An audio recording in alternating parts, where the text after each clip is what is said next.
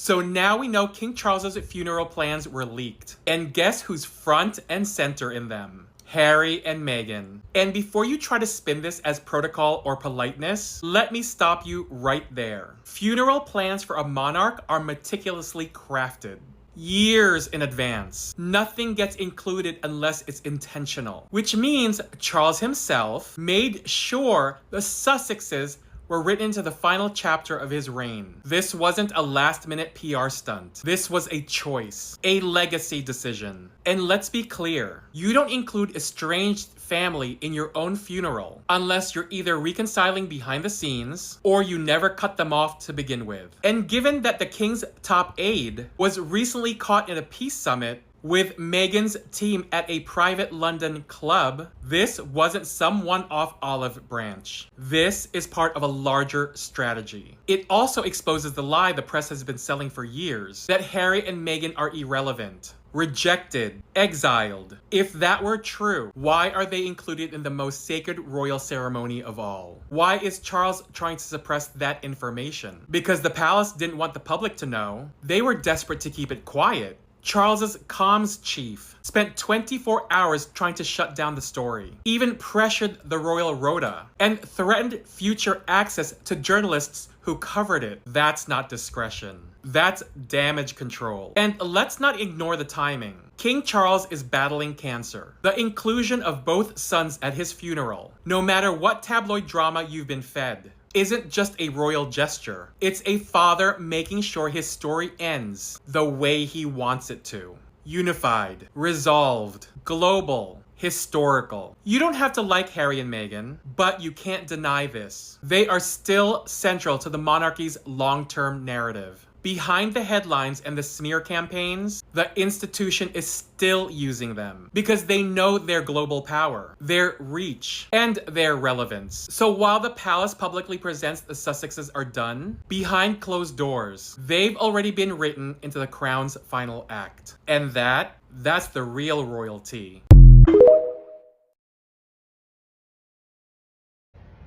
You know what I love about Meghan Sussex? That despite the abusive relationship that she left behind with the British media, they're still crashing out about her every move. Every single thing Meghan does causes them to crash out even more. I mean, they're going levels of crash out, like levels, every move. So of course, getting out of that environment, they lost their minds, right? And they have paid people in the media to just harass her and do all the stuff that they've done. And then her settling in Southern California, her podcasts, her interviewing other women, you know, focusing on women.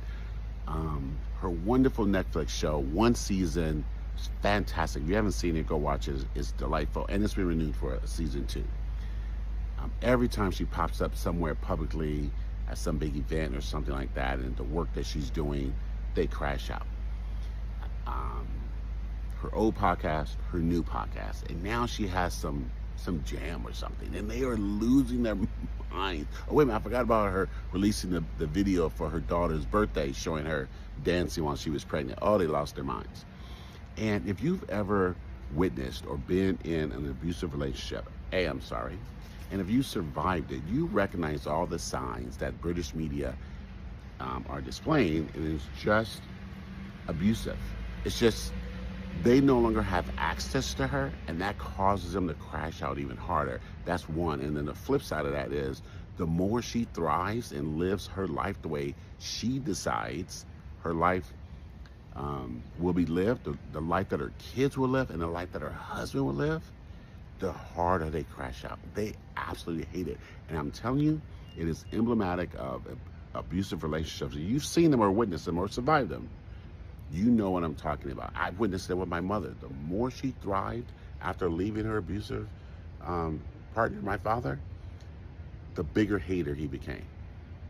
And when they don't have access to you, then they lose it. In the British media, they do not have access to her, so they just go on, and they find guests to just talk about her. And that lady out there making jam in Southern California, living her best life with her prince. and their beautiful little babies.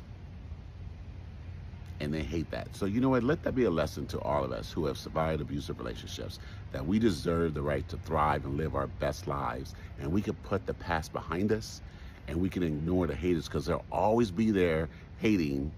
And you know what? Just let them just wallow in the muck and pollution of their own hate, and go out and live your best life like Meghan.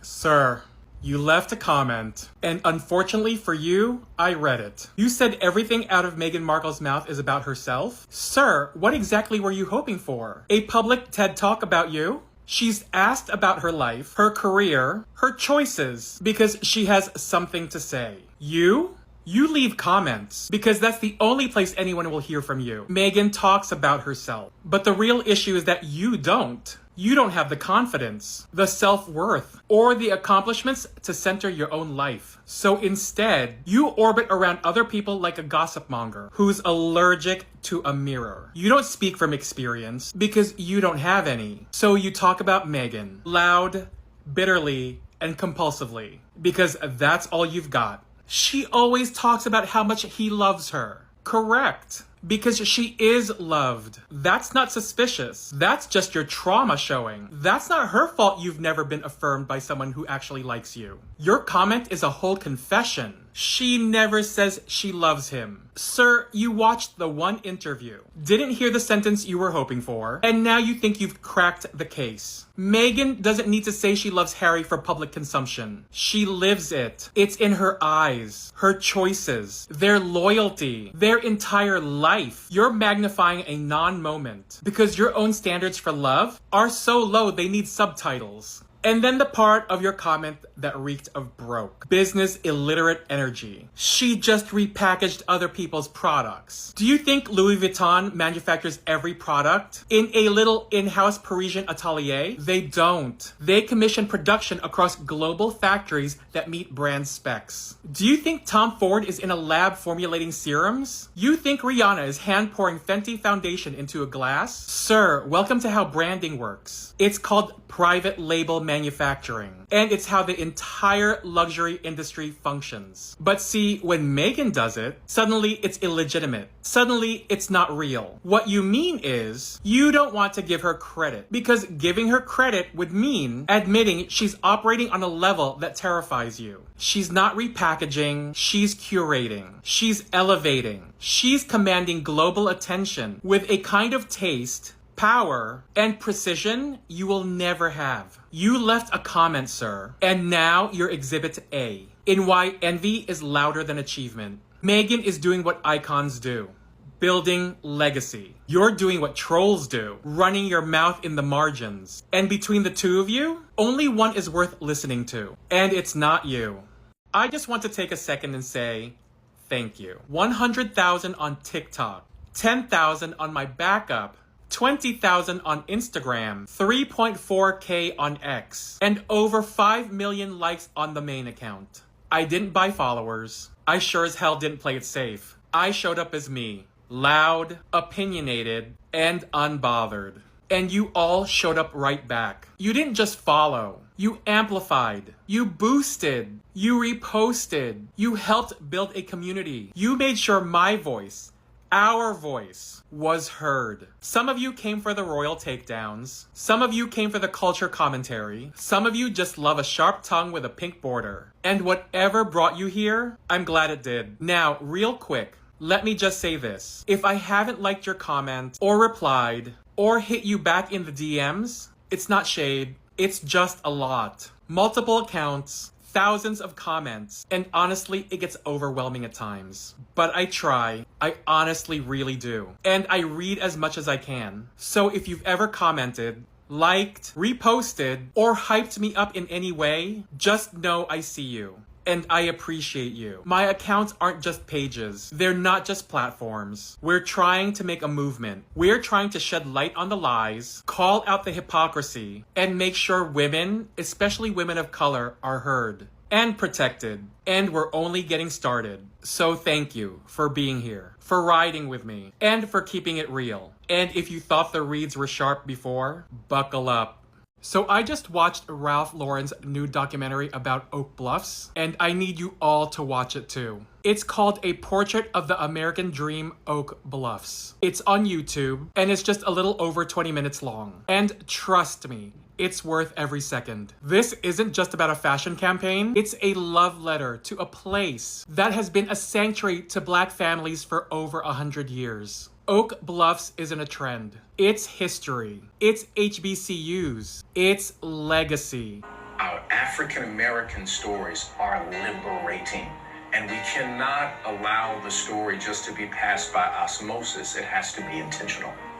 It's community. It's joy. And you can feel that in every part of this campaign, Ralph Lauren didn't just show up to take aesthetic pictures. They partnered with the people who live this. The documentary features real residents, historians, business owners. It was directed by Cole Brown, who grew up summering there. The visuals, shot by Black creatives. The clothes, gorgeous. Morehouse jackets, Spelman cardigans, preppy coastal classics with meaning. But here's the bigger picture. We're watching a cultural shift. There seems to be a movement right now, especially among Black women, toward the soft life. And not performatively, not for Instagram likes. I'm talking real softness, real peace, real ease. You're seeing it in this campaign. You're seeing it in content creators living soft and slow. You're seeing it in Meghan Markle, raising her babies in Montecito, planting lavender, minding her own. You're seeing Shonda Rhimes building empires without wearing burnout as a badge of honor. This moment,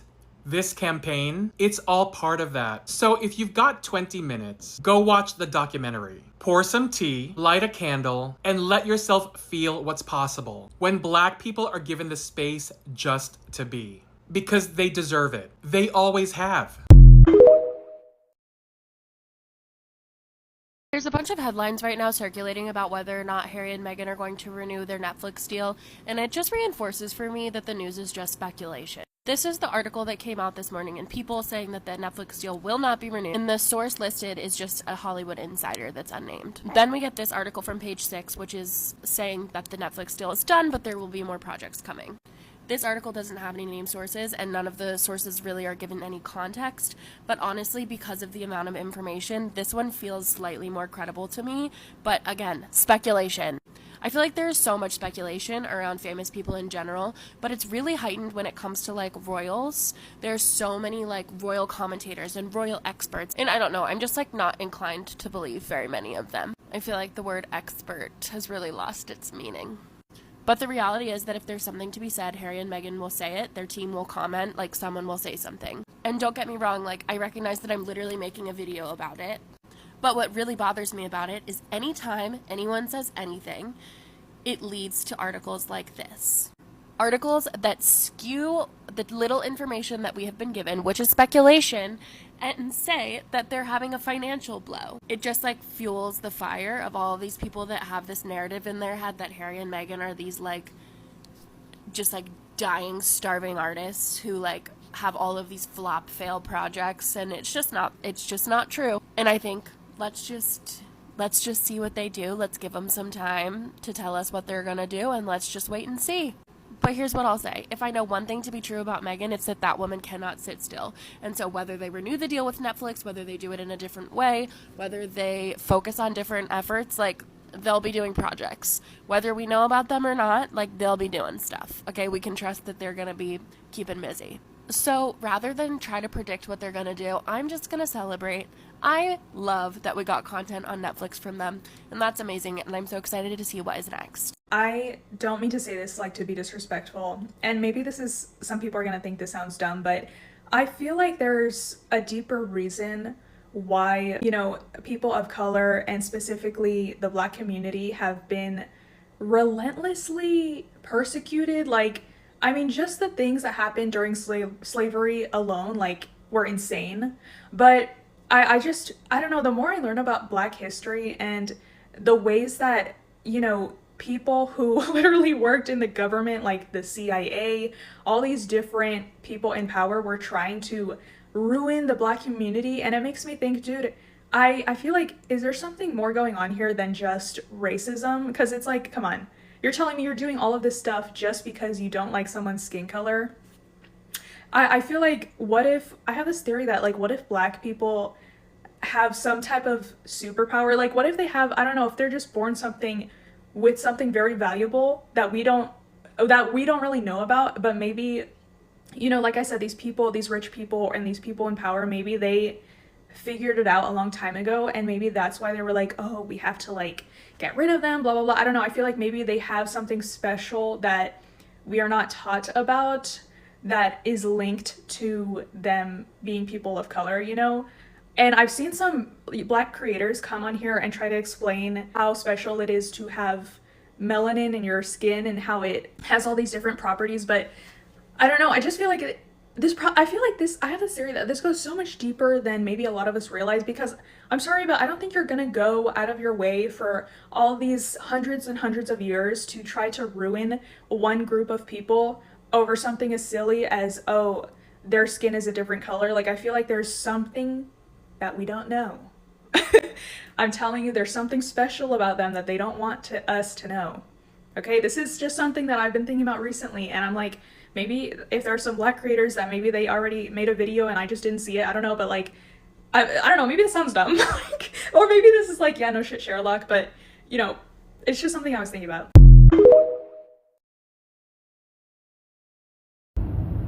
Hello my people, Lady Rosie here. How y'all doing? All my new subscribers, you're welcome, and my returning subscribers, y'all know I love you guys. So yesterday I found myself on one of the streets of the internet, and I tell you, that street had no red light, it was green. And you know what happened? I found it was actually a magazine. Those people's magazine, the article title was sometimes the royals do actually wear similar stuff, something in similar to that. And guess who they had laid out? Mambolina Mumbus. That's what the Minister of Hawks calls her, Mumbus. They had laid Mumbus. Mumbus was everywhere on that magazine, where Mumbus was matching every single person's clothing but her own. She matched every single thing that Her Royal Highness Duchess Sussex wears. She matches every single thing that the Queen of Denmark wears. She matches everything that the Queen Maxima of Netherlands wears. She matched everything that Eugenie and Beatrice wore. Them two princesses, them little ones. So those ones are her sister-in-laws. Two. They are Prince Harry's cousins and William's cousins. Direct, same blood, same DNA, and the same family name, Windsor. Can you imagine? When your sister-in-law wears something, and you also telling yourself, I'm gonna go wear that too. That black queen of mine, one of them on TikTok, said if somebody just imitates everything that you are, everything that you wear, you buy this purse, they wanna buy the same Louis Vuitton. If you buy this Gucci, they wanna buy the exact same thing. They do not want your existence. They want to be you, and they want you to disappear. So Mumbles copies every single person but her mama, Carol Middleton, because she does not like all those other women. She does not like their existence. She likes them to disappear. She want to be them so bad. But Mumbles, I'm sorry, you are never gonna be a queen. It's not gonna happen. We are right here, same generation. We are millennials. We're gonna see each other, okay? Girl, I can't wait. Can't wait until that Chuck goes away, and then you have a Prince Bully with a Jason enough inherit that throne. I can't wait. You ain't getting nothing. You know, mean girls, God got something for you. God got something for you, Mambolina. He does. Your turn is coming, and I can't wait. Maybe that's gonna be my first day. I'm gonna purchase one of them, or maybe I need to purchase one of them as ever rose. Y'all need to keep me posted when that thing gonna pop out, because I haven't been lucky enough to get anything of as ever, you know. I want to buy all those jams and all those stuff, but every time I'm coming there, everything gone. I'm gonna start getting mad like them kids came around here. They got mad on squatties. Like, how come y'all guys be purchasing everything and y'all ain't leaving anything for other people? Y'all need to leave one of them rosé. Maybe that's gonna be my first day of drinking in my life. I'm gonna open that bottle. I'm gonna try to figure that thing out. Maybe Dan is gonna figure that one out on our engagement day, so I could drink one of those rosé also. And also waiting for the day Mambolina's divorce announcement goes public legally, then I could pop that rosé, get in my belly. Can you open those bottles and still keep them open? Because I don't think if I'm gonna be drinking any kind of alcohol, I'm gonna be drinking like a whole glass of alcohol, because I don't know how that's gonna make me feel. And you know, Dan doesn't drink either, so we just are like a non-drinking people, you know. Dan is just so humble, but my mouth is just so bad. It's so bad. That's why I go to church and tell God to forgive me. You know, God will forgive me. God be forgiving me all the time, because God knows I'm fighting the legit fight here for my sister, the Duchess of Sussex. Royal Highness is the queen of them all. I hate people bullying my sisters. I hate anyone who has my DNA being mistreated by any race of people out there. I don't care if you came from the red people race. I don't care if you came from the yellow people race. If anybody has my DNA, you leave them damn alone. You try to bully me, it's an attack. To bully them, it's a direct attack on me. That's what my parents taught me. Stand up for your sisters. Stand up for your queens. Stand up for your kings if you see somebody bullying them. And I used to do that in school too. You can't touch mine. Yes, I don't care where that black person is coming from, whether they're coming from water, they're coming from wherever, as long as they have my black blood that is descended from the Africans, from the real queens and kings, the pharaohs. I will never let you bully those people. Never. They come from Caribbean, they come from the United States of America, they're coming from Africa, they're coming from all those islands there. The ones from Australia, Aboriginal, they're coming from Thailand, they're coming from whatever corner of Asia, they're coming from whatever glacier you call it. Any black person who is there is my blood, my DNA. I identify with him or her. So leave my queens and my kings alone before I turn red on you. And I do it quick, and you ain't gonna like me. So leave my people alone. This bullying, this slavery, this colonization, and all this, y'all think I've forgotten about it. Be nice, we're gonna be nice all day. You be bad, we're gonna be bad all day too. And I do good when I'm doing it. I love you, my people. God bless you. I'll talk to you guys again later. Bye for now.